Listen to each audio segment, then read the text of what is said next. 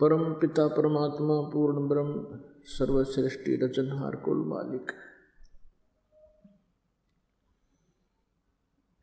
कबीर परमेश्वर कबीर साहिब जी की असीम कृपा से आप जी को ये तत्व ज्ञान सुनने को मिला। धन भाग हैं आप और धन्य है आपके माता पिता जिनसे आपका जन्म हुआ। आप जी का जन्म ऐसे समय में मनुष्य का है जिस समय का संयोग कई युगों के उपरांत हुआ करता है। कलयुग का ये बिचली पीढ़ी वाला समय है। इसमें जिन पुण्यात्माओं का मानव शरीर है उनके शुभ संस्कारों की कोई कमी नहीं है। यदि कोई कमी अब है उनको तो तत्व ज्ञान की है और इस परमात्मा के सच्चे विधान की है और उस सच्ची साधना की कमी है। उस त्रुटि को भी परमात्मा ने अब पूरा कर दिया है। परमेश्वर कबीर जी ने अपनी प्यारी आत्माओं के लिए वो खजाना खोल दिया है जिसको अभी तक सीक्रेट रखा था। परमेश्वर कबीर देव जी ये पूर्ण परमात्मा है, पूर्ण ब्रह्म है, परम अक्षर ब्रह्म है। इन्हीं को संत लैंग्वेज में, संत भाषा में सत्य पुरुष कहते हैं। पुरुष माने परमात्मा, परमेश्वर, प्रभु, सत्य मेन अविनाशी, जिसका नाश कभी ना हो। तो संत भाषा में इन्हें सतपुरुष कहते हैं। वेद भाषा में, गीता जी की भाषा में उसे परम अक्षर ब्रह्म, दिव्य परम पुरुष, उत्तम पुरुष तु अन्य परमात्मा इति उदाहरते। तो वो परमात्मा पूर्ण ब्रह्म कबीर देव जी ने अपना ये खजाना खोल दिया। 600 वर्ष पहले परमात्मा आए, ये पूर्ण ब्रह्म है। इन्हीं के विषय में पवित्र चारों वेद और पवित्र श्रीमद् भगवत गीता विशेष ज्ञान दे रहे हैं।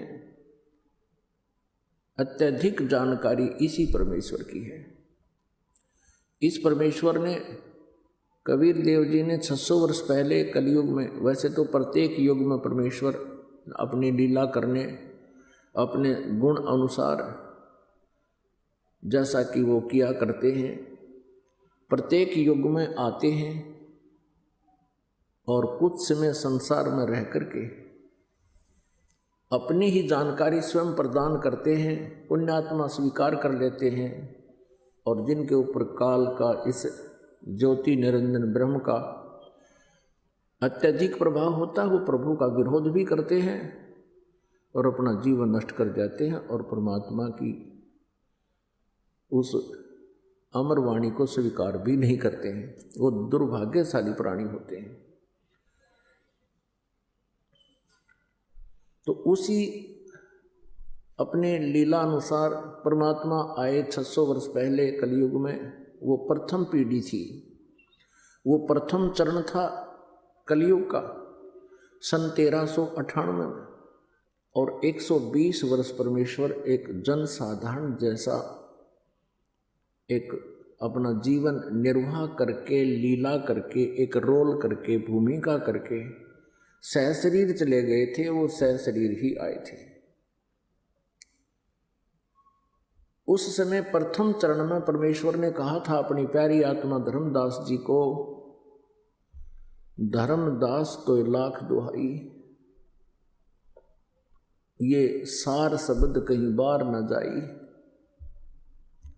सार शब्द बार जो पर ही, बिचली पीढ़ी हंस ना तरही।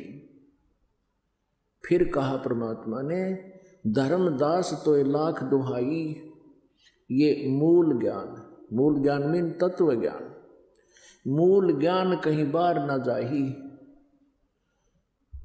मूल ज्ञान बाहर जो पढ़ी ये बिचली पीढ़ी हंस नितरही। मूल ज्ञान तब तक छुपाई,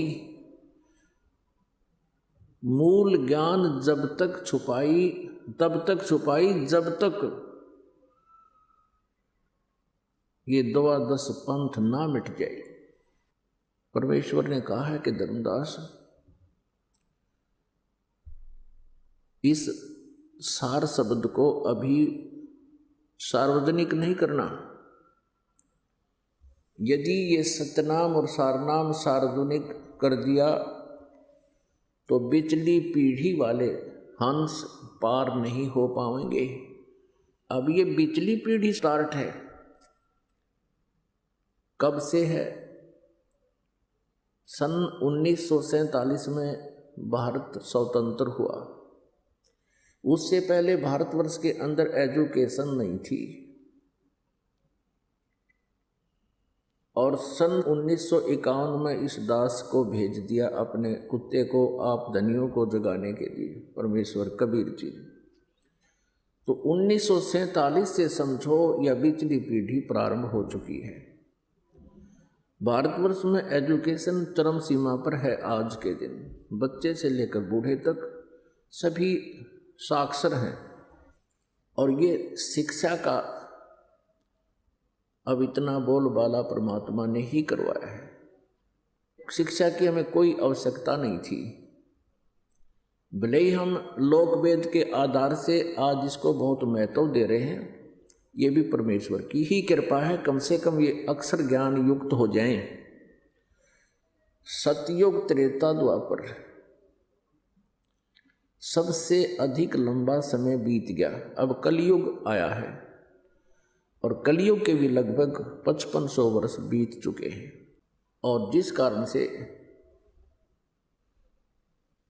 अभी तक आम समाज में शिक्षा नहीं थी, अक्षर ज्ञान नहीं था, और कितना अच्छा निर्वाह करके चले गए, कितना प्रेम था आपस में, कितनी नैतिकता थी प्रत्येक मानव के अंदर।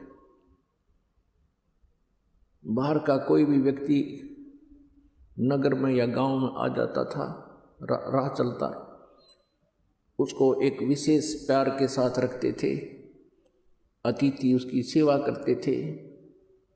और आज कैस अतिथि आ गई है, आपस में भाई बहन का प्यार रहा ना, माया माया दिखाई देती है सबको। माता पिता के प्रति वो श्रद्धा रही नहीं, क्योंकि कृतघ्नता चातुरता आ गई इस शिक्षा से, और रही कई कसर इन फिल्मों ने काट दी समाज का नाश करने की।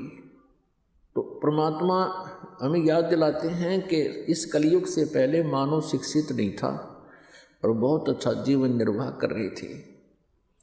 अब शिक्षित है लेकिन चैन किसी को नहीं, माया की हवस इतनी बढ़ गई, इसका कोई अंत नहीं रहा। और माया इकट्ठा करने के लिए कहाँ तक सत्र गिर सकता है जीव के करैक्टर का, इसका भी कोई पैमाना नहीं रहा। शर्म लाज रही नहीं, न्याय रहा नहीं। गांव में पंचायत न्याय कर दिया करती, इतना अच्छा न्याय कर देते थे वो पुण्यात्मा निष्पक्ष भाव से, और गांव